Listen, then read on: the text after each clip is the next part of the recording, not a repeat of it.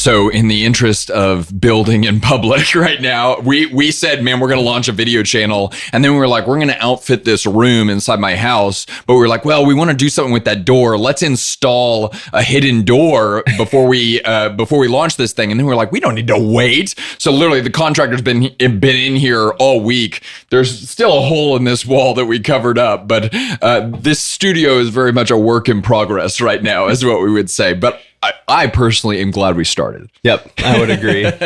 So the second thing is that one of the things that we are really excited about with the video channel that we're now launching is the different formats that we want to test in terms of content and conversation. And so we just kind of wanted to prep people with what that's going to look like, because you're going to experience all three of these formats moving forward. And there's one particularly that we're going to do for the first time today.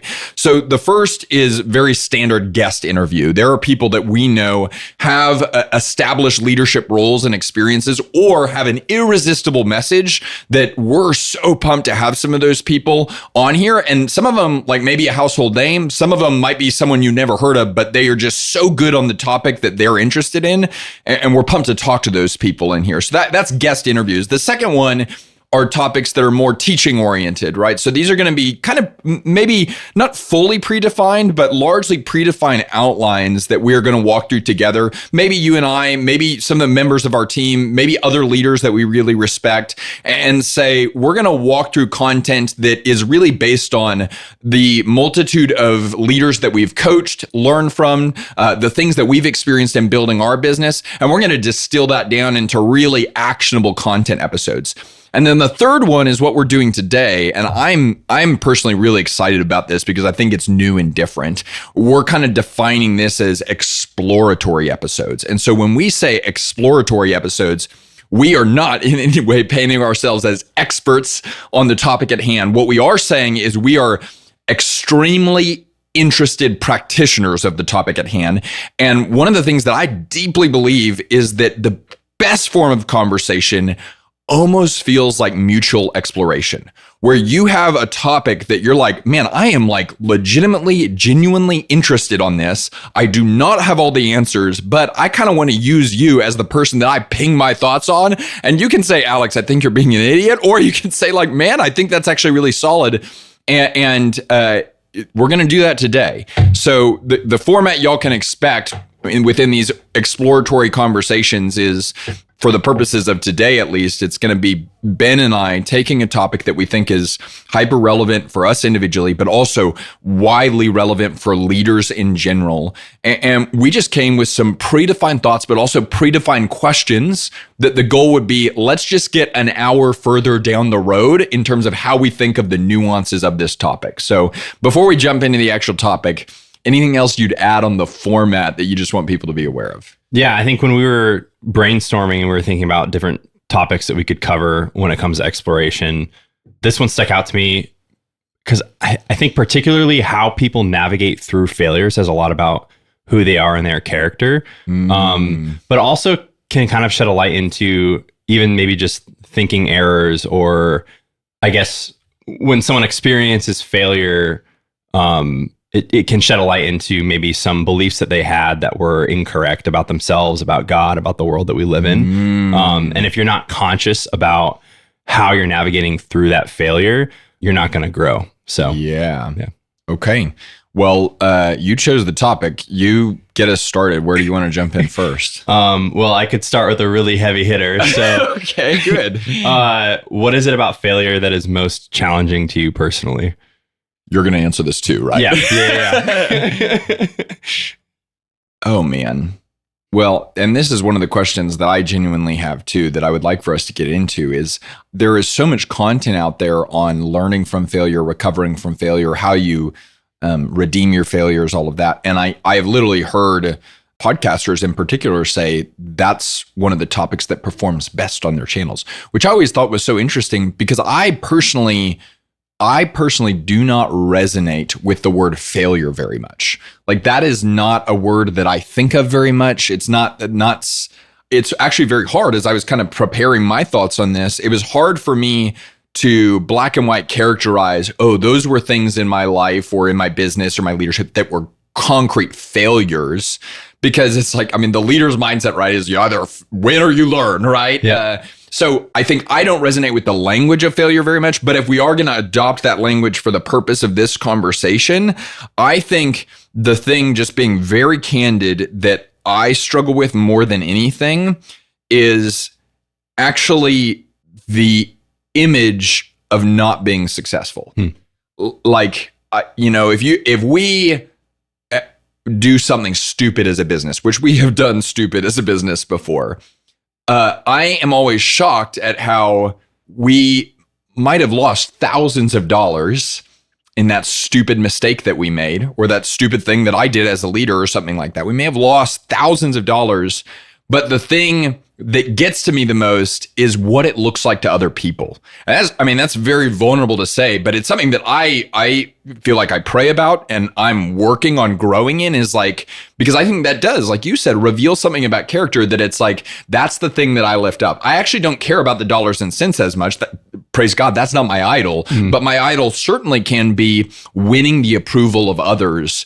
And so I guess that's how I kind of coincide with the topic in some ways. Yeah.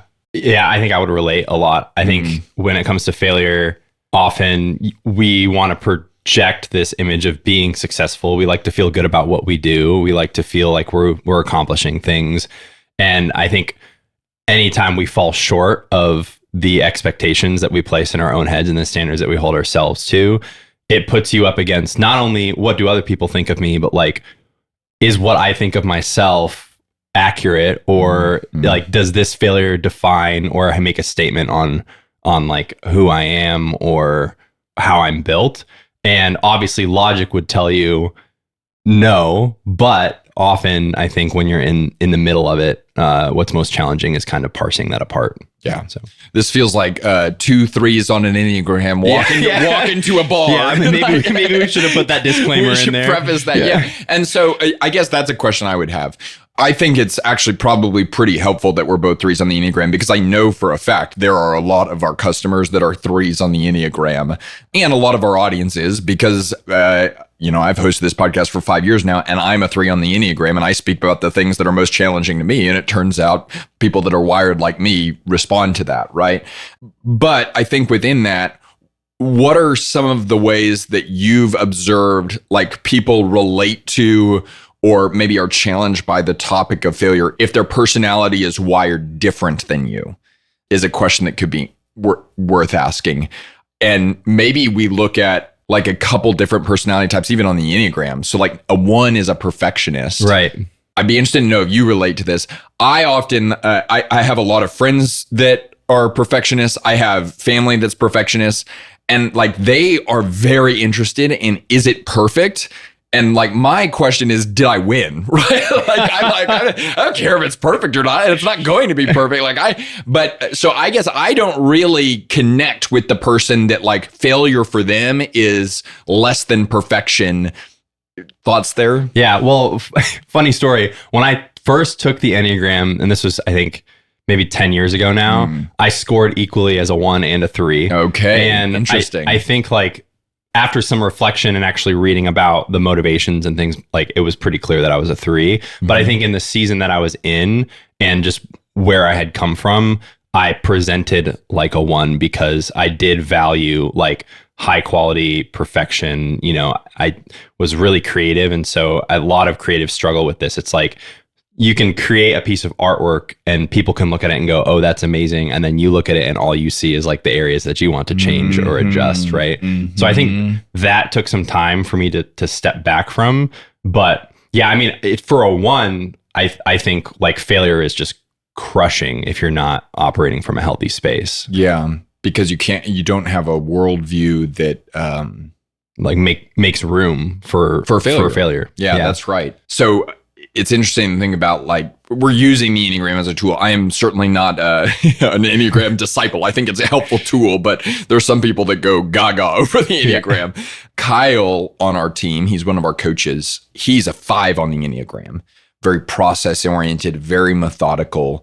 And I've learned a lot by working with Kyle, in that I guess, we'd have to confirm with him, but my perception is, especially when he's creating a talk for us or something like that, his like failure through his lens is almost like it's not fully thought through or it's not comprehensive, right? Like when he's working on a talk, it is like an emotional process for him because he wants to create something that gets to the bottom of every possible question and objection. And he has to see the through line on the whole thing.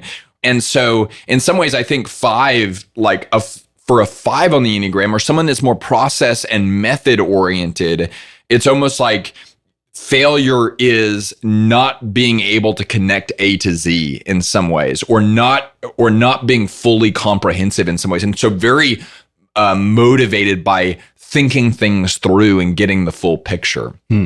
I guess any other motives for failure that you or avoiding failure or things like that you observe in leaders in particular? Yeah. I mean, I think we've already touched on like perception, right? Like what do other people think of me? I think if you're more wired towards the perfectionist posture, and I don't think any of these like exist in a vacuum. I think often every leader probably walks through some level of these challenges at different capacities. Like you might struggle with one more than the other. Sure. But like in my mind, I mean, you're talking about Kyle, like being committed to processes, enjoying, like, I think in some respect, like every leader is going to value and appreciate and want certainty. And when that certainty is challenged, like you're going to struggle. Yeah. Right. And so it's like, I think anyone can relate to that. I think maybe someone who's more predispositioned like Kyle might struggle more with that specifically.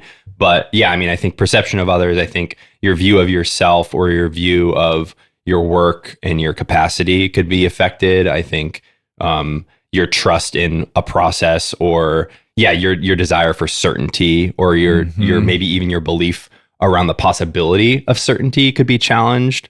I don't know. Just as you're saying that, one came to mind for me. Earlier, I said that like the thing I'm concerned with as an achiever is, did I win? Yeah. I actually don't think that's correct. I think like what I perceive is like 8s on the Enneagram, the challengers, they are concerned with, did I win? The thing that I'm concerned with as an achiever, right?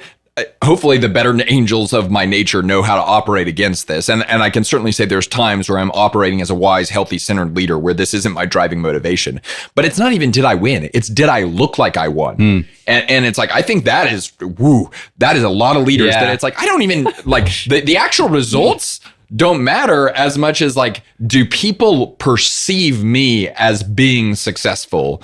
And I mean, yeah, so we're getting to the heart of things real quick of why I think this topic is so important for leaders to park on for a bit is because the way your flesh views and captures and engages with failure reveals so much about your heart, I think.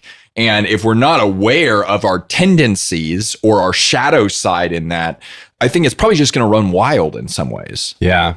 Well, I guess we already pointed out how it can be challenging. Maybe what are some tendencies that leaders could have that would cause them to operate from an unhealthy spot when it comes to failure? I think this is related. One of the things that I was thinking about as I was preparing for this conversation is like a nuance that I was excited to get into with you, because I think it's one that I at least don't often hear talked about. And that's that there's a distinction between failure of character and failure of performance. Yeah. Yep. Right. Like, and we just say, oh, that's a failure. But oftentimes, like, the way we talk about failure of performance, especially in business and leadership culture, is very different than the way we think and talk about failure of character. But sometimes we just use the word failure to cover all of it. Right. And I guess what I mean by that is like, you know, we say celebrate failure or celebrate mistakes or like celebrate like, you know, all of that. And it's like what that is referring to is we can celebrate mistakes or even failures, although I think there might even be some issues with that in performance, because that's en route to learning and growth. we don't celebrate failure of character. Like if someone is experiencing failure of integrity, breakdown of motive, right? Like if they're coming at things in a way that isn't humble but is prideful, or isn't others oriented but is selfish, we don't celebrate that and be like, that's awesome, right? Absolutely not. And so for me, I think it was helpful to kind of spend some time thinking about, there's a difference between failure of character and failure of performance. But I think this is where it gets to your question, tendencies. I think a lot of times when we work too hard to avoid failure in performance, that's actually what leads to failure in character, is what I was thinking about. Yeah. Do you get what I'm saying there? No, I mean, it makes me think of like, so in the instance of, if you're focused on the perception, on like other people's perceptions, right? If you fail or you're experiencing failure in an area, your gut reaction or your tendency might just be to hide it. That's right. Cover it up or lie. Yep.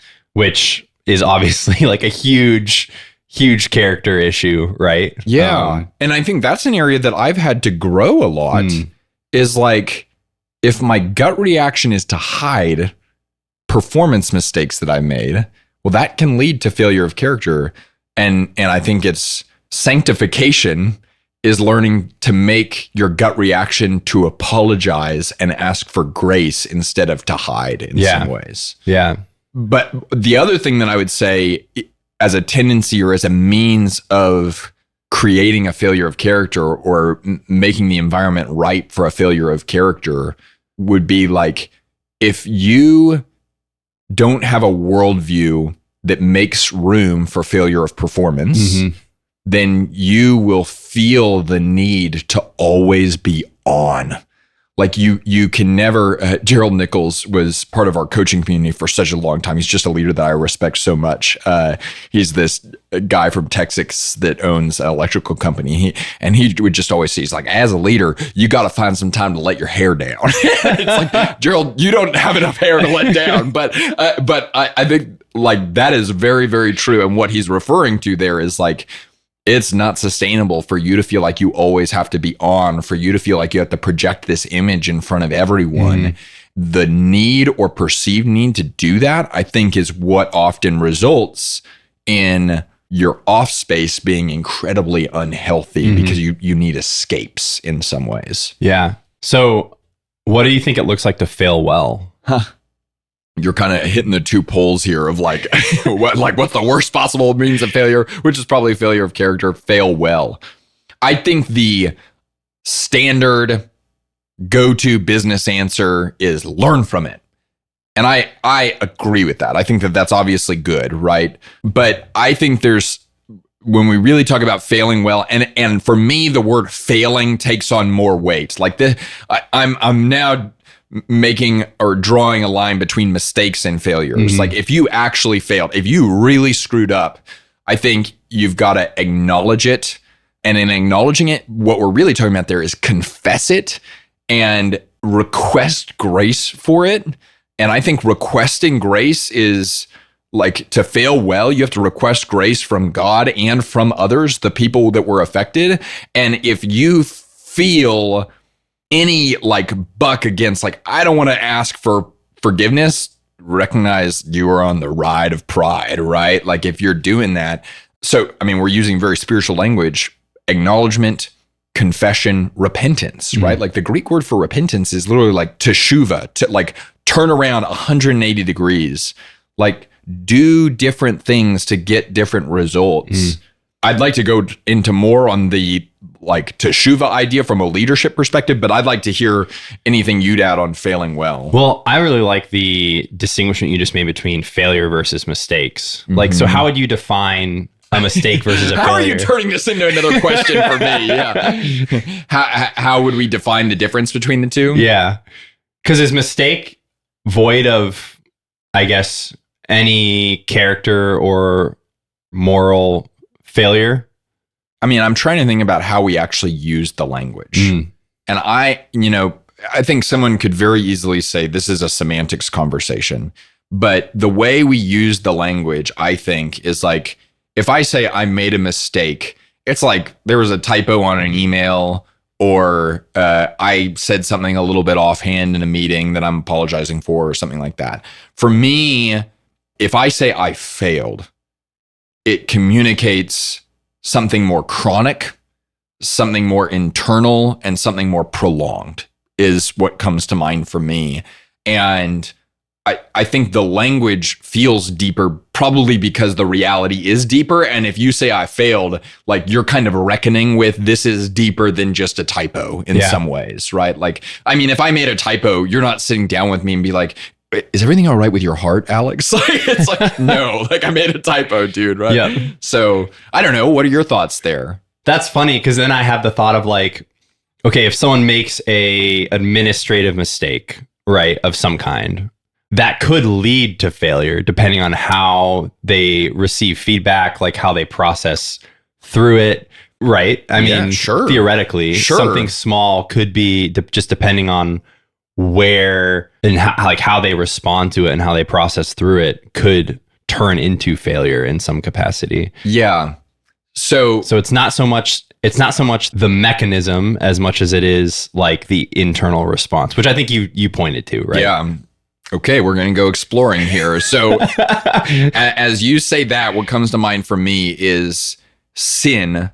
The Greek word for sin is hamartia, which is an archery term, right? It means like to miss the mark, right?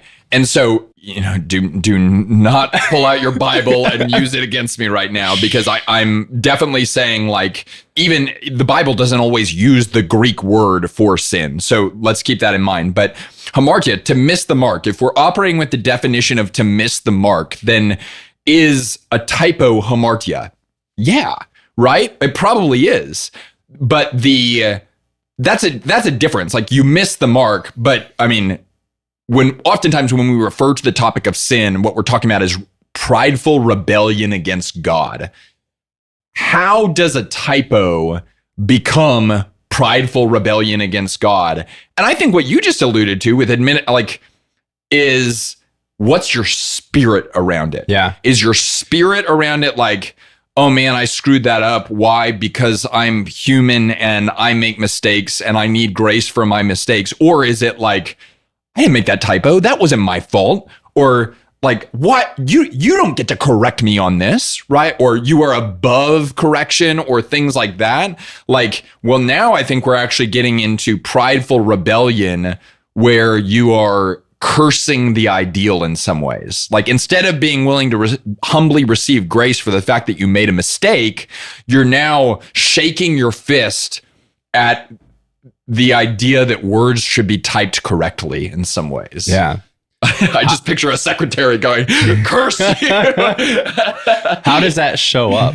Oh, man. Well, I feel like in an exploration conversation like this, what I need from you now is like, dude, do you think I just went way too far? No. Out? I mean, the first thing that came to mind for me when you were talking about where the heart is, and I mean, this obviously it wasn't a failure at all, but like Jesus healing on the Sabbath. It's like the Pharisees were so obsessed with the religiosity and the process of the law that they like completely missed the mark on the heart behind like who God is, right? Yeah. So how does that connect to mistake versus failure, or mistake versus sin? I think like an overemphasis in many ways, like even overemphasizing your own failures can be a form of pride. Like if you're so focused on perfectionism or being, or whatever it is that happened, right? If you're just so focused on your failure and you're not able to look up from that, I think it can almost grow into its own form of an idol, right? Man, that's so good. So I'm reading a book right now called The Quest for Godliness. It's written by a guy named J.I. Packer. And I did not know this whenever I bought the book. I was like, that sounds like a cool title, right? Like I basically judged a book by its cover. Is exactly what I did. And what it essentially is a condensed history of the Puritan movement. And I got finished with page 1. I was like, wow, this is going to be... It seems on brand for J.I. Packer. Yeah, I was like, this is going to be a quest. This will be interesting. So one of the first things he highlights is that, like, when we hear the word Puritan, we have thoughts in our heads, and so often, this was definitely true for me, the thoughts that get struck in our heads about what Puritans are not what Puritans actually were. One thing that is true, if you read any Puritan prayers like the Valley of Vision, or if you read any Puritan literature like John Owens or things like that, is like they spend so much time talking about sin. They spend a lot of time talking about sin.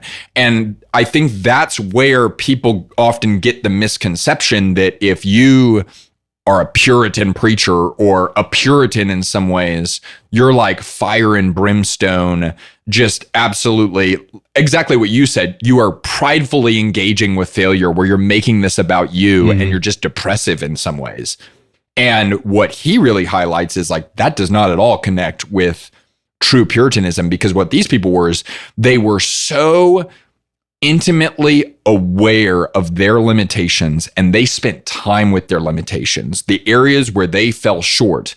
But then that was always paired theologically with deep-seated acknowledgement and recognition of the all-sufficiency of God for their inadequacy.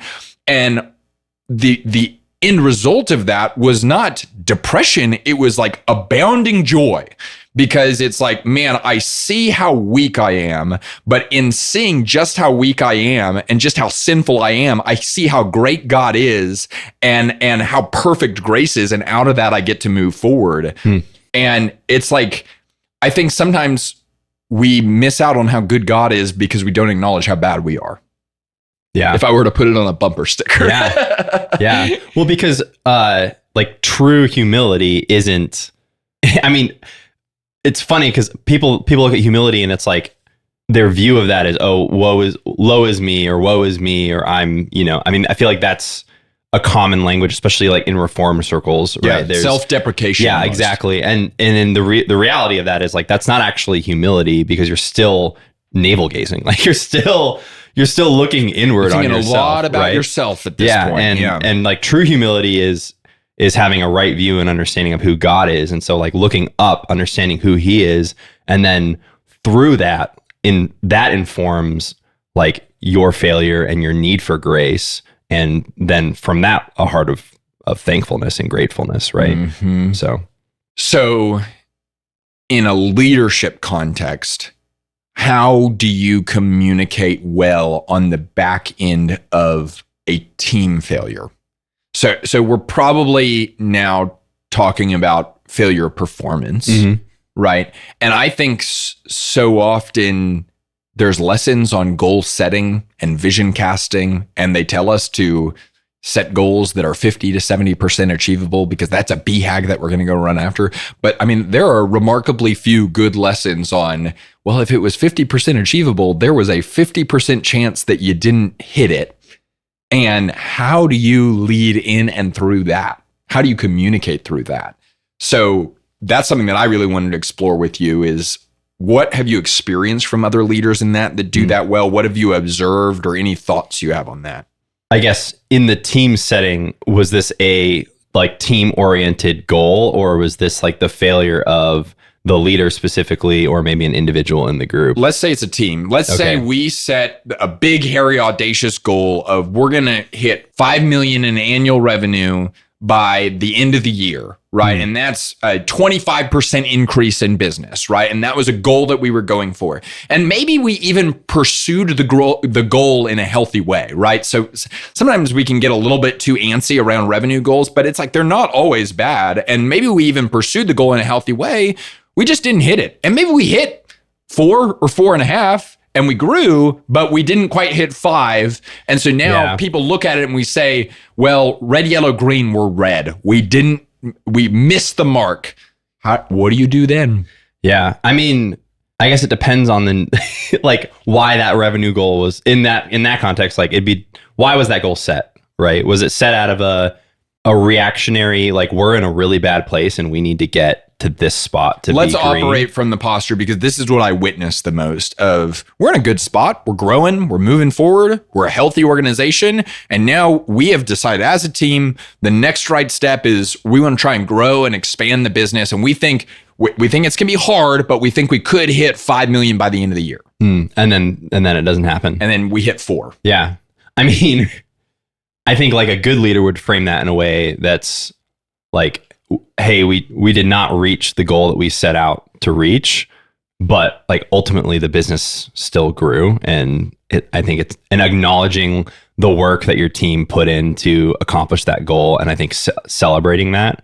On the flip side of that, having some level of standards. So if it's like, oh, if we reach 5 million by the end of the year, we're going to have a retreat celebration of some kind, right? I think maybe holding that line of like, hey, we're not actually going like this is the line that we drew, and so we're not actually going to celebrate because we didn't cross the goal, but then ultimately like we can still be proud of what we accomplished. You know, being able to frame that in a way that's still inspiring and doesn't crush people's spirits, and like keeps them motivated. Well, one of the things that you already highlighted is I have actually had conversations with leaders before where they say, hey, we're in Q4 and all signs are pointing to like, we're not going to hit this thing. Or like, we didn't hit the goal. And then they say, do I mention it? Or do I just like, and it's very tempting to be very vocal in the setting of goals, but then not at all be vocal in the evaluation of goals when we don't hit them. So that was actually my first thought when you were talking about it. I was like, I feel like in my experience, when lofty goals have been set and they haven't been accomplished, I feel like they often just go away silently. Like it's like this elephant in the room that we're just going to like continue to walk by and operate around until it shrinks, until something else gets big enough that like we're distracted and we just kind of forget about it. Rich, right? So we've obviously both clarified that we both don't think that that's the right approach as a leader. No. What's the damage that does? I think trust takes a really big hit from like, if you are a leader and you've set a goal and then something like that happens and then you choose to just ignore that reality, like I think you're going to lose trust in the people that are following you, like without a doubt. Because not only does it show like the reason why that goal wasn't met could be a million different reasons, but then the failure to acknowledge it shows that like your words and like the commitment that you supposedly had in the setting of this goal and the vision casting aren't actually backed by like your character and follow through. And I think that that's really, really hard as like someone who's trying to follow someone. Like you can't trust what they're going to say or that like the goals that they set, they're actually going to work towards and even acknowledge when it comes to the hard parts of it, the failures and things like that. So that's right. I think that's right. Because, you know, if you're a good vision caster, you put your heart into it, you put your passion into it, you energize people, you call out the best in others and say you say the things that you believe are on the team that could help you get this goal. That's if you're a good vision caster. And if you're a bad vision caster, then that's your failure, right? But if you're a good vision caster, you do all those things. And then if you get a year down the road and you don't acknowledge that, like, basically you were wrong, trust, it's like, what do people, when they say I don't trust, they're either saying I don't trust your competency or I don't trust your integrity. And maybe in this situation, both are certainly not, I don't trust his integrity, but it certainly like becomes a little bit gray because it's like, is it that he knows, but he's like covering it up a little bit, or they don't trust your competency? Like, does he just not know? Did he forget about the goal that he set? And both of those are sow seeds of doubt into what's actually going on. Well, and in many ways, like the more effective you are at casting vision, like the more damage that's going to do on the back end, right? Like if you're incredible at casting vision, getting people excited, driving it with purpose, and like people are connecting with that in a big way, the fallback on you not only not meeting that goal and following through, but then not acknowledging it is going to be so much greater than if you were like, hey, let's just accomplish this one thing and then goes away. Yeah. That's right. The other thing that stands out to me as to why it's actually not in a leader's best interest to just shove it under the rug and be like, I bet people forgot about it, is the standards you apply yourself to collectively always become standards that people adopt individually. So if you show people collectively, organizationally, we are willing to just basically ignore failures, you're now giving everyone on the team a lesson that, like, when you make individual mistakes, the strategy that we apply ourselves to, or the standard that we apply ourselves to here, is we can just shove it under the rug. And if you're asking for individual ownership but not taking organizational ownership, people are going to experience, I mean, they're going to be like, this is hypocrisy, right? Like, we can't, like, that's not fair. Yeah. And so I think we should expect from the whole what we expect from the individual. But then, you know, in some ways, this is why I just, this could sound bad, but I look at people that lead a business, like that lead a small business in particular, that don't know what their faith is. And I look at those people like they have 4 eyes, just because I think I don't know how I would do that. I literally don't know how I would do it, because my faith tells me, what I believe in tells me a message that I can also extend to our team is like, hey, we failed. And like, we did not hit the mark, or we did not do what we set out to do.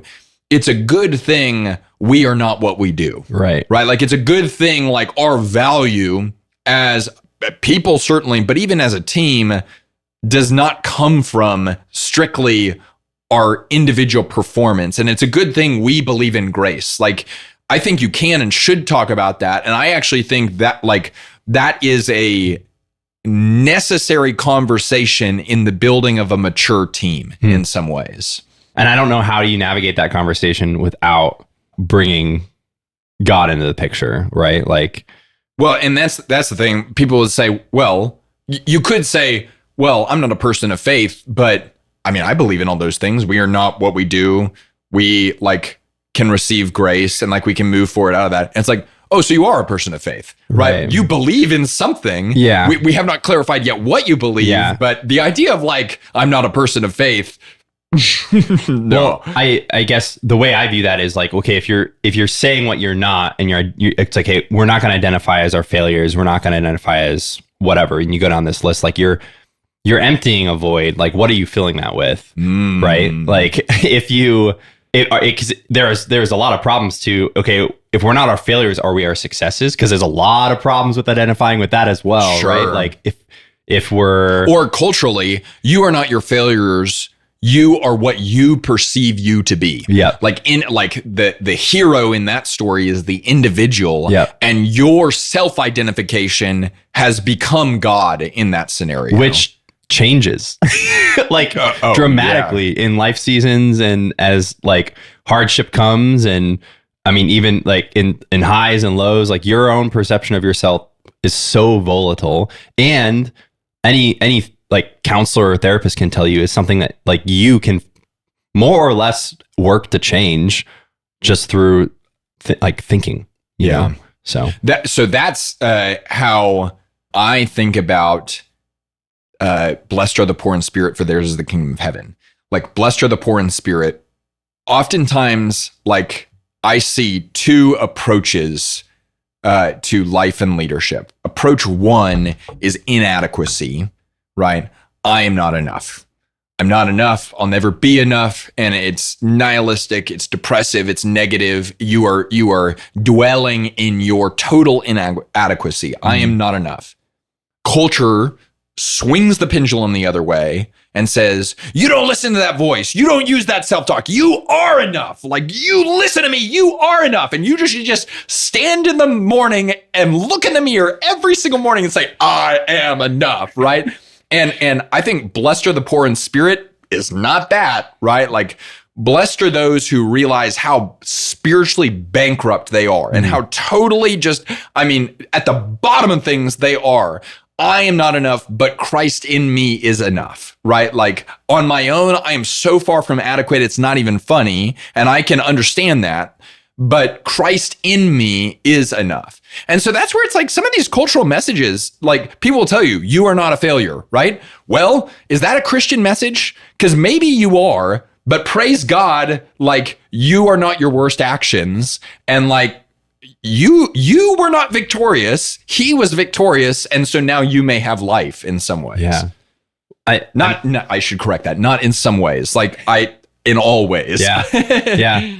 I mean, one of my favorite things about reading through the Old Testament is because a lot of people will parse the Old and the New Testament, and it's like, oh, you've got like the feathered hair, Jesus, like loving God who accepts you for who you are, and then you have like the Old Testament, like judgment, destruction. I heard it was Erwin McManus say it recently. He was like, lots of people perceive like the Old Testament God as the God of wrath, anger, and fire, and then he went to a therapist, and we get Jesus. Yeah, that is how we often perceive it. I think. But like when you really read intentionally through the Old Testament, I mean, what it is, it's just a continued story of like God just continually redeeming and restoring and redeeming and restoring. And it just shows up in so many subtle ways. I mean, one of the Bible studies, the Bible study I go to on Tuesdays that I'm in, like we're going through Joshua right now, and the story of Jericho and Rahab. Like a prostitute, a Gentile,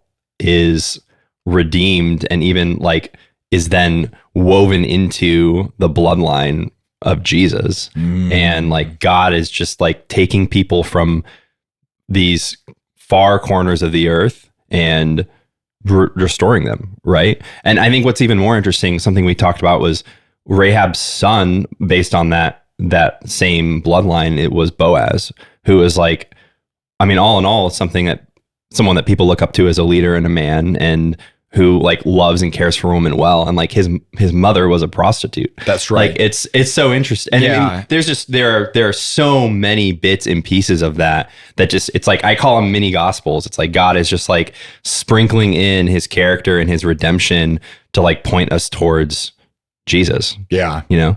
I think it was Karl Marx that said religion is the opiate of the masses. I think it was Karl Marx. That would be the first time I've quoted Karl Marx on this podcast. So I plan to not make a habit of that. But if that's the case, if religion, particularly if Christian religion, is the opiate of the masses, why would you make it so real? Like Noah is, I think, a great example, right? Like this is such a like excellent archetypal story of like man lives apart from his generation and is able to prepare for and prophesy the future and honestly take actions so that himself, his family, humanity, and creation is preserved. And because of his integrity-filled actions, he wades through the storm and survives the flood. That's a beautiful ending to that story that would probably pretty effectively work as the opiate of the masses. Unfortunately, there's a little snippet towards the end of that where it's like Noah gets drunk and he ends up naked and made fun of by his sons and is basically ashamed as a fool very close to the end of his life in the narrative. And it's like, I mean, failure, right? That is not a mistake. That is a failure in some ways. And I think sometimes if we're not careful, we gloss over those parts and just tell the My Little Kid's Bible version to ourselves. The problem is like we're adults now, and like we need to have a worldview that acknowledges for humanity in Noah, because I'm a human too. And if I can't see it in Noah, I certainly won't be able to see it in myself. Yeah. One of the biggest inclinations, I think, when people read the Bible and especially read the Old Testament is they will place themselves, and like I try to identify with the hero in the story in a way that is, oh, like I either need to be more like him or like this is who we should be. And I think so often, especially if you really read all the way through, those people end up failing at some point. And I think like understanding where we are in the story is so important.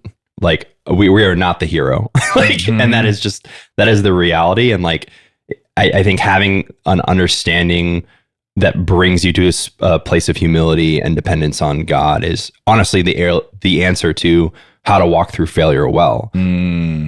I've shared this with you. Like I'm going through the Old Testament right now. I just started Lamentations this morning, which woof, you want to talk about like coinciding with your failure, right?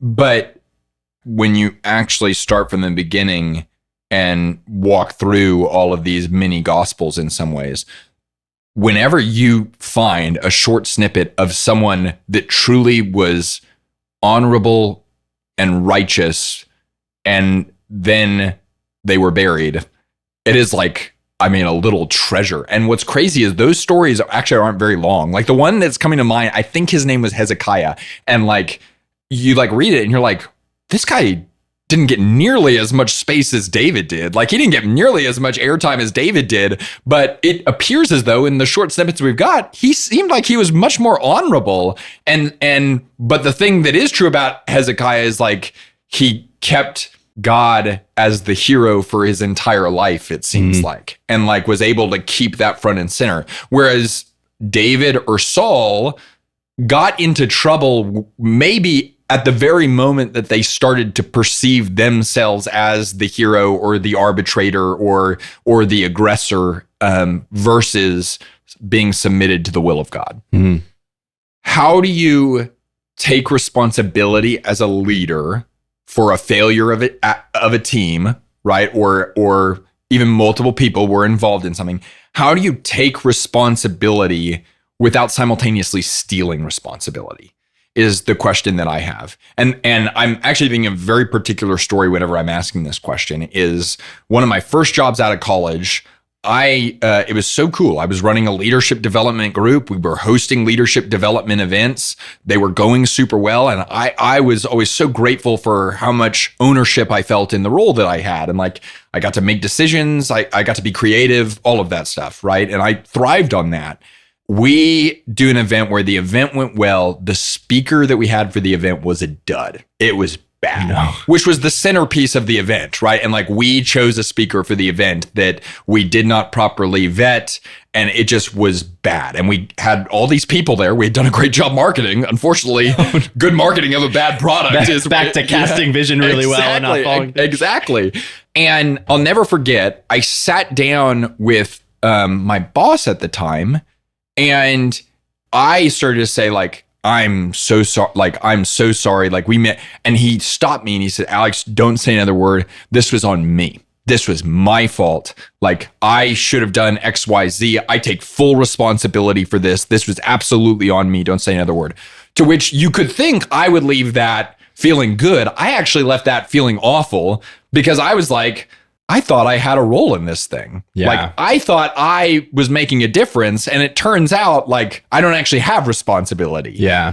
But I've always looked at that and been like, if I put myself in his shoes, I don't know that I would have done something different. Like we could look at what he did and said, man, that's a good leader right there. But the effect that it had on me doesn't actually feel like what you would want a leader's impact to be. Yeah. I think one of the things, a really common principle in leadership in general and how to lead others well is making sure that they have ownership in their role. Sure. And I think most often we think of that being, make sure that they are winning. They feel like they're winning. They feel like they have a say and have agency and are heard. The flip side of that same coin could be removing that ownership through failure, right? Like making sure that not only are they owning the role and their successes, but like maybe they do have to own the mistakes and the failures and the results of that role. Yes. And so when you remove the other side of that, it really just neutralizes that entire experience. That's right. So I thought of this morning, and I hadn't thought about it in this context, but it was actually really helpful. This will probably air. Let's see. This episode will probably air right before Texas plays Ohio State in week 1 of the college football season. Praise God, it's back. Thank goodness, right? I'm so excited because now all of my college football references are going to be relevant again. So college football, I just love because I think it's such an illustration of so many real world principles playing out in real time and very black and white. And one of the topics that I wrote down that I wanted to get into today that we kind of touched on but didn't really get into is like gray failure is really hard for a leader. Like the thing I love about college football is it's black and white. You won or you lost, right? A lot of times it's a lot more gray in leadership. Like, was that all my fault? Is that a loss or is that partially a win? There's some redeeming qualities. In college football, it's a win or a loss. When the college football team loses and they had a bad performance, like an awful performance, the coach goes into the press conference afterwards. What should that coach say in that moment? It is in his best interest and everyone's best interest to say, this is on me. this is my fault. I take full responsibility. And there are coaches, one of them has the first name of Jimbo, that literally his press conferences would be, the plays were all there. It was just execution, which is literally code for it's the player's fault. It's not my fault, right? But the good coach in that situation, and we will see this fall, the good coach will stand in front of the press room and they will say, this is all on me. But then what I was thinking about is, okay, that's in the press room. That's publicly, that's the group setting, all of that. Then they leave the press room. Do you think that they're going in to the locker room and saying, y'all don't have anything to work on this week? That loss was all on me. I'm going to go get my act together, but y'all are good. No, right. He's probably talking individually with particular coaches, particular players that made mistakes or weren't properly prepared or didn't show correct effort or made a dumb move or something like that, and working with them on their responsibility as it related to the overall loss. So I think there's a good lesson there in that it's like publicly and even collectively, I take responsibility for all of it. But part of me taking responsibility for the whole is then having the individual conversations so that people take individual ownership of the things that they could have done to create a different outcome in some ways. Mm-hmm. And I'd like to get your thoughts on this too before we close out. But I think what I experienced in that moment that I talked about earlier with my boss was the press conference being correct. Like he did exactly what he should have done, but there was never that locker room moment or that office moment where I was forced to reckon with the role that I could have played that I didn't play to create a better result in some ways. Yeah. It's a really good example just in publicly owning the role that you have as a leader, like in the impact, like as a head coach, you're going to have a huge impact on the culture, the way the team plays, the strat. I mean, like everything from the top down, right? But then on the flip side of that, the reality is you're dealing with a team of human beings, and human beings fail. Like, that's right. You know? And so being able to own the responsibility of the decisions that were made, the strategy that was taken, and just how the game went in general, but then turning around and for your team coming with their perspective of like, okay, what went well? What can we improve? What are the areas that we need to work on? And like having more grace, I guess. Yeah. I'm definitely not advocating. I feel like this is important to say. Like, I am definitely not advocating for make sure you present the image that you're saying this is all my fault. Yeah. But then in your head, you're thinking like, this is actually their fault. And like, I'm going to make sure they know about that and we work on them. Your literal job is to prepare them to be successful and to give them everything they need to be successful. So if they weren't successful, all roads lead to you in some ways. So, but I think maybe what we're breaking down here is it's not either or, it's yes and. Are you fully responsible? Absolutely you are. Do they have a role to play that leads to the success and failure of what you're doing? Absolutely they do. Both are true. And we shouldn't say it's one or the other, because the minute you get into one or the other, you're now basically just blaming is essentially what you're doing. Yeah. Okay. Is there anything else on the topic of failure that we should explore in the remaining time we have? I don't think we have much remaining time. So. Excellent. Very good. Okay. Well, I'm eager to see what our next exploration conversation is. Sounds great. Hey y'all, thanks so much for watching. If you want more content like this, we've got some killer stuff planned. So make sure you rate, review, and subscribe. Let's go, let's go, let's go.